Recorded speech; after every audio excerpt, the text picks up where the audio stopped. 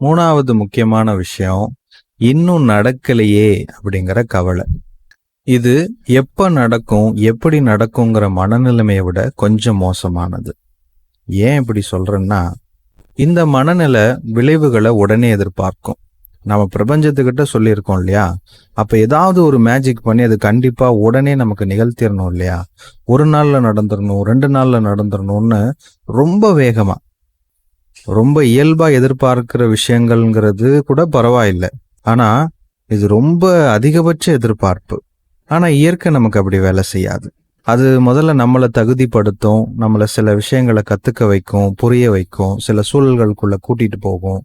அதுக்கப்புறம் நமக்கு தேவையான விஷயங்களை அங்கங்க சில விஷயங்கள் செஞ்சு அதை சரி பண்ணும். அதுக்கப்புறம் அந்த விஷயத்த நம்ம கையில கொடுக்கும். அது நல்லதும் கூட. இந்த ஷார்ட்ஸோடைய முழு வீடியோவை பார்க்கணும்னா ஹேண்டலுக்கு கீழே இருக்கிற பட்டனை கிளிக் பண்ணி பாருங்க. நன்றி.